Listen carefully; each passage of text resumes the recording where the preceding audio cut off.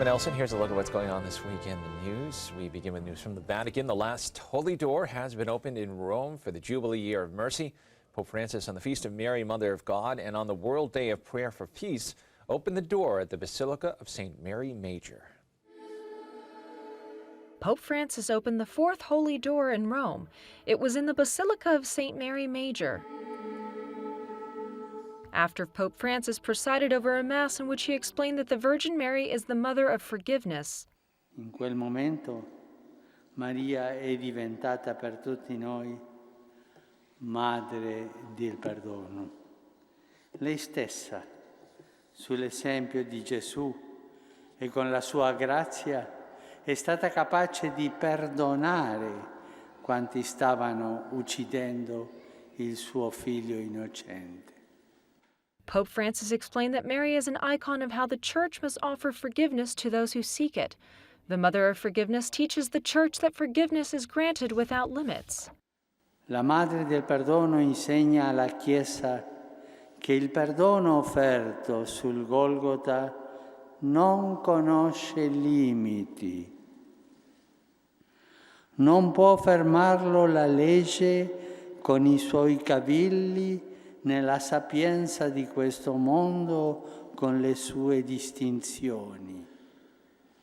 Il perdono della Chiesa deve avere la stessa estensione di quello di Gesù sulla croce e di Maria ai suoi piedi. Non c'è alternativa. In news from Canada, Canada is on track to welcome 25,000 Syrian refugees by late February. Martin Mark, who directs the Office for Refugees in the Archdiocese of Toronto, also known as ORAT, told Catholic News Service in early January that people are coming even at night and that he has received new notices from Amman, Jordan, that more are coming. Jordan hosts some 630,000 registered Syrian refugees. Canada has one of the biggest resettlement programs in the world for Syrian refugees, and ORAT provides advice, support, and assistance to parishes, communities, and universities wishing to aid refugees.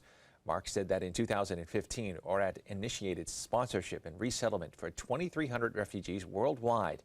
90%, mainly Iraqis and Syrians, come from the Middle East. ORAT is financially responsible for every refugee that is screened and brought into the country. Jordan has praised Canada's resettlement program and called on other countries to follow suit, particularly those urging Syria's neighbors to host even more refugees. Back to the Vatican now. Pope Francis said the Angelus over a festive St. Peter's Square on Sunday. His message focused on letting Christ's light in and keeping the darkness of evil away. Rome Reports has more. During his Sunday Angelus prayer, Pope Francis invited Christians to open the doors of their hearts to Jesus Christ. He later explained how to achieve it. Accostarsi al Vangelo, meditarlo, incarnarlo nella vita quotidiana è il modo migliore per conoscere Gesù e portarlo agli altri. The Pope recalled the passage from the Gospel of John that explains, "The Word became flesh, and his not welcome." He said that mankind closes the door to God and chooses to live in darkness. La parola è la luce, eppure, così dice, eppure gli uomini hanno preferito le tenebre. La parola venne tra i suoi, ma essi non l'hanno accolta. Hanno chiuso la porta in faccia al Figlio di Dio. So he asked Christians to be on alert to the mystery of evil that threatens them daily. Before saying goodbye to the thousands of pilgrims gathered at St. Peter's Square, he returned to make one of his most popular remarks. Anche portare un piccolo Vangelo in tasca, nella borsa, ci farà bene. Non dimenticare, ogni giorno leggiamo un passo del Vangelo. And looking now at news from around the country, Pope Francis has erected a new Syro-Malankara eparchy for the United States and Canada. The new diocese, called the Eparchy of St. Mary, Queen of Peace, it will be based out of Elmont, New York, in the Latin Rite Diocese of Rockville Center. at St. Vincent de Paul Malankara Catholic Cathedral. There are 11,500 Syro-Malankaran Catholics in the United States. The eparchy includes 19 parishes and missions, as well as 3 women's religious institutes in the 2 countries.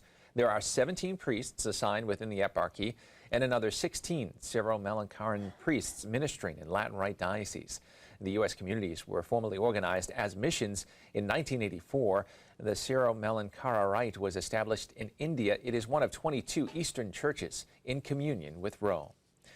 And finally in the news, starting this week on the Feast of the Epiphany of the Lord, Pope Francis will deliver his monthly prayer intentions on video over social media. The new messages will feature the Pope asking for prayers and action on various challenges facing the world today. The new initiative is part of the Jesuit-run International Apostleship of Prayer, which has given Catholics the Pope's monthly prayer intentions since 1890.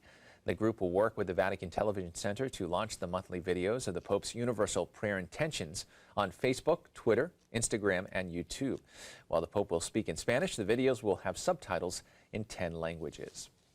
Well, that is all the information we have for you this time. I'm Kevin Nelson. Don't forget, you can keep up to date on Catholic news throughout the week with Catholic Newsbreak right here on the Catholic TV Network.